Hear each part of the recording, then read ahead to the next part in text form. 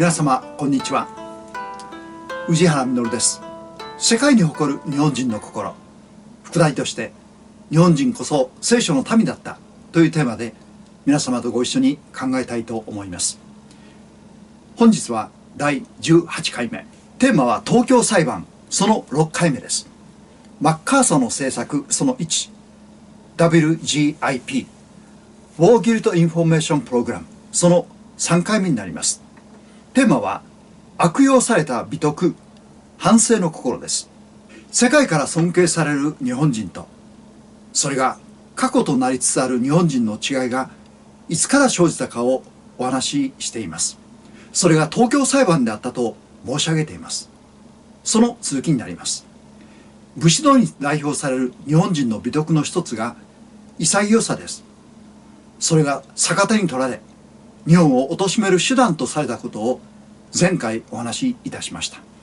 本日はもう一つの美徳である贖罪意識、つまり私は悪かったという反省の心についてお話しいたします。日本ではトラブルが起き、双方に非があるときは程度の多少にかかわらず先に謝る方が美徳だと教えられてきました。いつまでも非を認めないのは見苦しいと感じるのです。しかし一歩海外に出ますと、先に謝ると非を認めたという既成事実を作り、それを相手は徹底的に責めてくるので不利になる。簡単に謝ってはいけないと言われます。例えば私たちがお店に入り、店員がいないときは大声で、すいません、ごめんくださいと声かけすることがあります。ごく自然の行為ですが、こんな日常的なことでさえ、お客が来ているのに不在という店員の非を責めるより、まず自分の方を低くするのが日本人の常識です。ですから、ごめんくださいという言葉にすら、許してほしいという意味が無意識のうちに込められています。ましてや、すいませんと謝る必要は全くないのです。私たち日本人を徹底的に貶めた自悪史観、つまり自分を虐げる歴史観は、日本人の贖罪意識、つまり反省の心に深く溶け込んだことが非常に大きな効果を生みました。日米大戦の35年も前から、アメリカはオレンジ計画という対日戦略を練っていました。日本が米国との戦争を意識したのは真珠湾の1年前ですから、どちらが先に戦争の意思を持ったかは明らかです。アメリカは日本の満州の利権を狙っていましたから、首尾よくば両方取りたく、そう思ったのです。日本人の気質、文化、歴史や宗教を調べ尽くし、精神までも巧妙に破壊する作戦。これが WGIP でした。戦犯、ウォー、裁判、ギルト、広報インフォメーション計画プログラム。罪意識を子々孫々抱かせる政策です。なんと残酷でしょうか。日本人が変えられてしまった理由の一つです。毎年8月になると戦争関連の報道番組が増えます。基本となるのは反省です。無謀な戦争をした。国内外に多くの犠牲を出し、周りの国々に多大な迷惑をおかけしたことへの反省。8月15日終戦を迎え、戦没者記念式典が開かれます。天皇陛下並びに総理大臣の挨拶が続きます。その基本は同じく反省です。靖国神社に参拝することについて議論がなされ、近隣の中国や韓国の反応が報じられます。日本のために命を懸けてくださった方々への慰霊よりも、隣国を刺激しないようにとの配慮が求められます。慰安婦や徴用工の問題、時として南京大虐殺さえ扱われます。8月6日は広島、8月9日の長崎の原爆投下の悲惨な事実さえ、この反省の中で報じられると、日本人には是非を論じることすらできません。米国が原爆を日本に落としたことを正当化される仕組みが出来上がっているのです。原爆投下は戦争を早く終わらせ、米国兵士の犠牲を100万人抑えるために行われたと正当化されています。それを今日もアメリカ人のなんと 85% が信じています。自国民をも欺いているのです。これが延々と続けられ、戦後75年になりますが、この論調は変わらないどころか、年々エスカレートしています。長い間、日本人はこのような批判に耐えてきました。頭を押さえられ、謝れと言わんばかりです。それでも日本人には、ご迷惑をおかけしたという反省の心があり、大切にしてきた文化でもあるからです。たとえ戦争であったといえども、人を殺め、ある時は生きるために現地のものを取ったかもしれません。心に責めを負わない人などいないからです。しかし隣国の批判と要求があまりに大きくなるに耐えかねて声を上げるようになりました。いい加減にしろ。最近は近現代史について自分たちの国の歴史を正しく学びたいという要望が非常に大きくなってきているのは素晴らしいことだと思います。多くの方がおかしいと感じているからです。長年正しい情報が隠され、真実を知ることができなかったからです。真相はこうだと言って嘘を流し続けた GHQ とそれに加担したマスコミの罪をこれ以上容認できないと声を上げているのです。子供たちにまで謝罪を負わせてはならないと政府も国民も気づいたからです。ここで日本人の贖罪意識、つまり反省の心がどのようにして生まれたかを考えたいのです。私がこの点についておそらくは間違いなどと思うようになった経緯についてお話しいたします。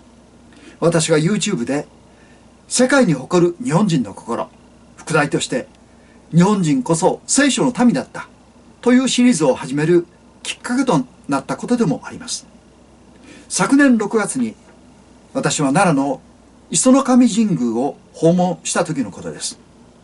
ここは日本最古の神社と言われています。境内に立て札があり、次のように記してありました。大原絵式について、6月の大原絵式を名護市の晴れと言い、私たちが知らず知らずのうちに犯した罪、汚れを片白に移し、神様のお力により払い去り、すがすがしい気持ちで生活させていただくために行う神事です。とありました。知らずに犯した罪、汚れをさえ問題にするのです。それは日本特有の文化だと思います。みそぎという習慣が生まれたのも、人間の行為を問うだけでなく、清い神の前に心に抱く汚れた思いさえ罪ありとされ、清められる必要を覚えたのです。その点で武士道の誇る潔さ、正義、仁等の徳と言われるものを追い求めたのも、また神の前に正しいとされることへの憧れに他ならないと思います。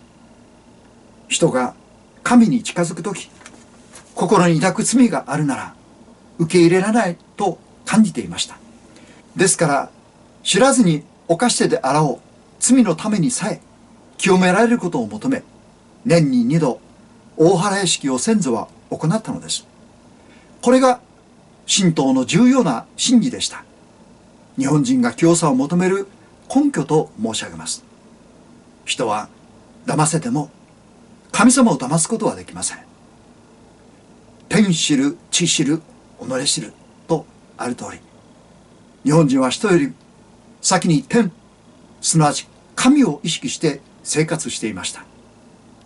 ですから知らずに犯した罪、汚れをも清める必要を感じていたのです。これが世界から尊敬される理由の一つだと気づきました。私たちには忘れてはならない、どうしても語り継がなければならないことがあると思います。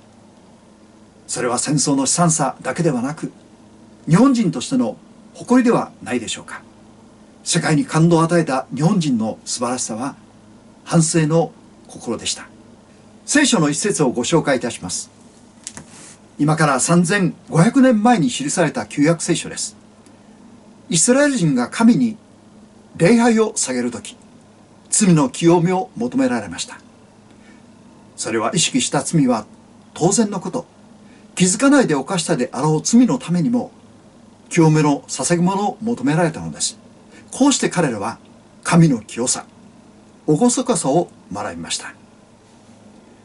主はモーセに告げて仰せられた。イスラエル人に告げて言え。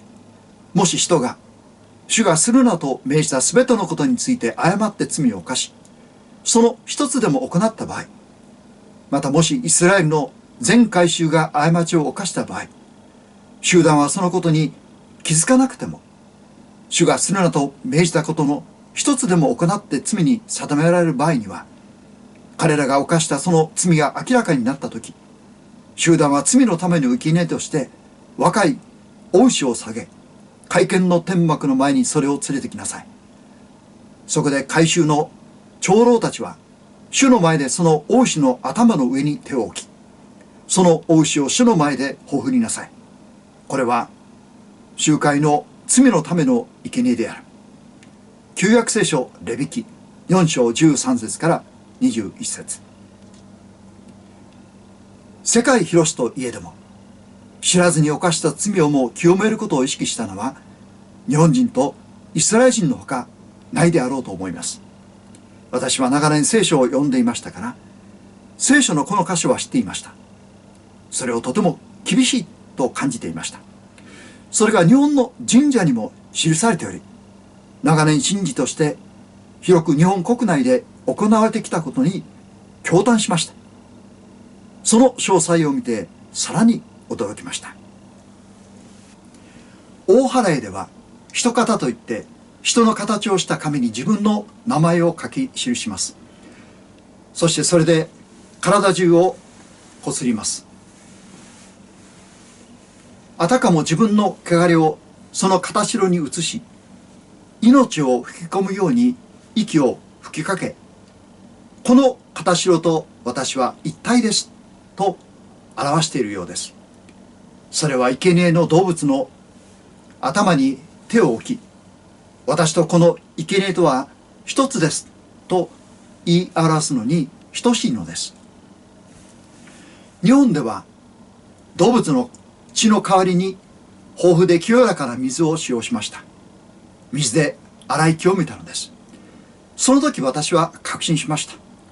大陸からの渡来人により聖書が伝えられたこと、日本人こそ聖書の民だったと申し上げる根拠がここにあります。神道や仏教、武士道の中に聖書の真髄が随所に見受けられることに驚き、また世界から尊敬される理由がここにあるということを知りました。それは日本人が単に聖書を知ったからではなく、その言葉を守ってきたからです。その点においてキリスト教社会と言われる欧米諸国よりその精神は崇高で聖書的であると申し上げるのです。欧米人にはそれが妬ましくもあり脅威でもありました。彼らは聖書は知ってはいても守らないからです。ですから徹底的に日本人を破壊しようとしたのではないでしょうか。それではお知らせです。次回第19回目1月16日土曜日、毎週土曜日の予定です。テーマは東京裁判その7回目です。よろしければチャンネル登録、ご感想いただければ嬉しいです。本日もご視聴いただき誠にありがとうございました。